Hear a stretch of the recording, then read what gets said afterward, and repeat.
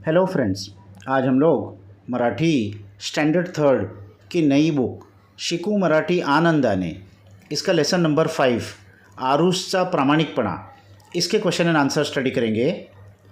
प्रश्न 1, एका वाक्यात उत्तरे लिहा। Answer in one sentence. आरुषला मैदानावर सापडलेली नोट किती रुपयांची होती?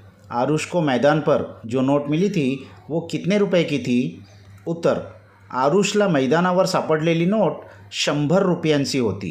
आरुष को मैदान पर जो नोट मिली थी वो 100 रुपीज़ की थी। आरुषच्या अंगी असलेला गुण कोणता? आरुष के पास कौन सी क्वालिटी थी? उत्तर, आरुषच्या अंगी प्रामाणिकपणा हा गुण होता। आरुष के पास प्रामाणिकपणा यानी ईमानदारी, ऑनेस्टी ये गुण थी। आरुषने सापडलेली नोट कोणाकडे दिली? आरुषने मिली हुई नोट किसके पास दी? तो उत्तर, आरुषने सापडलेली नोट बाईंकडे दिली। आरुष ने मिली हुई नोट बाई यानी टीचर के पास ले जाकर दी। प्रश्न 2, योग्य की अयोग्य ते लिहा, यानी सही या गलत ये लिखना है। रियांशने शाळेत सापडलेले घड्याळ शिक्षकांजवळ नेऊन दिले। रियांश को स्कूल में एक घड़ी मिली थी, वो उसने टीचर के पास लेकर दी। तो ये योग्य है, सही है। मंथनने व त्याच्या मित्रांनी त्यांना सापडलेल्या पैशांतून खाऊ घेतला। मंथन और उसके दोस्तों ने उनको जो पैसा मिला था उसमें से खाऊ यानी कुछ खाने की चीज़ खरीदी। तो ये अयोग्य, गलत है, ऐसा नहीं करना चाहिए था। ओजस ने बस स्थानकावर पडलेली बॅग पोलिसांना आणून दिली। ओजस ने बस स्टेशन पे एक बैग मिली थी, वो पुलिस के पास लाकर दे दी। तो ये योग्य है, सही है। इसके बाद विचार करावा सांगा। प्रश्न 1, तुमच्या मित्राची मैत्रिणीची एखादी वस्तू हरवल्यास तुम्ही त्याला तिला कशी मदत कराल? आपके दोस्त की अगर कोई चीज़ गुम हो गई तो आप उसको कैसे मदद करोगे? तो उत्तर, मित्राला शांत विचार करायला सांगेल। पहले तो उसको शांति से सोचने के लिए कहूँगा। मित्रासोबत त्या सर्व जागा तपासीन जिथे तो अलीकडेच गेला होता। तो दोस्त के साथ मिलकर वो सारी जगह पर तलाश करेंगे जहाँ वो रिसेंटली गया था।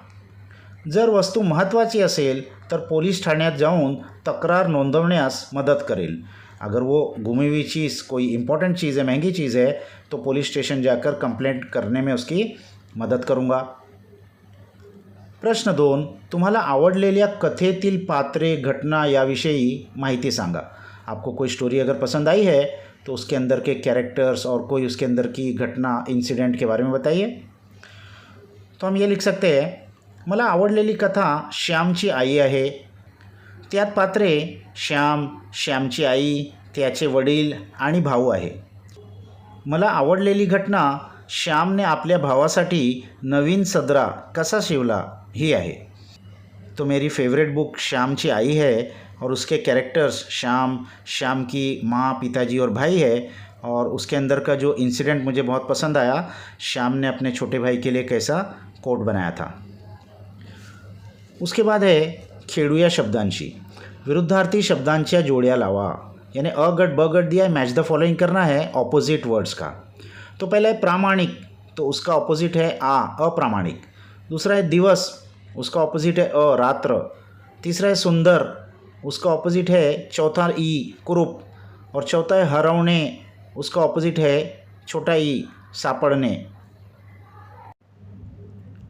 इसके बाद है लिहिते होऊया।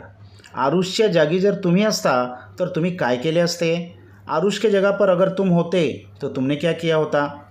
तो उत्तर, आरुषच्या जागी जर मी असतो तर प्रामाणिकपणे वागलो असतो।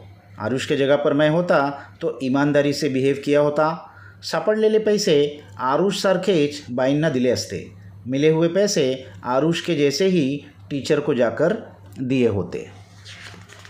फिर इसके बाद लास्ट में एक पैरेट बना हुआ है, उसके नीचे एक क्वेश्चन है, खालील तक्त्यातील प्रत्येकी एक शब्द घेऊन वाक्य तयार करा व वाचा। वाक्याच्या शेवटी प्रश्नचिन्ह द्या।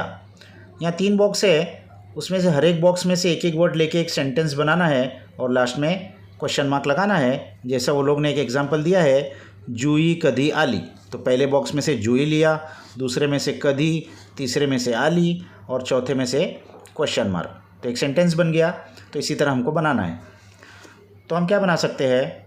पहला, सॅम कधी आला क्वेश्चन मार्क. दूसरा, मावशी कोठे राहते क्वेश्चन मार्क. तीसरा, सईद काय करतो क्वेश्चन मार्क. और चौथा, मावशी कधी आली क्वेश्चन मार्क. तो यहाँ ये क्वेश्चन आंसर्स ख़त्म हो गए बच्चों. इसको अच्छे से अपने बुक्स में लिख लीजिए. नेक्स्ट वीडियो तक बाय बाय.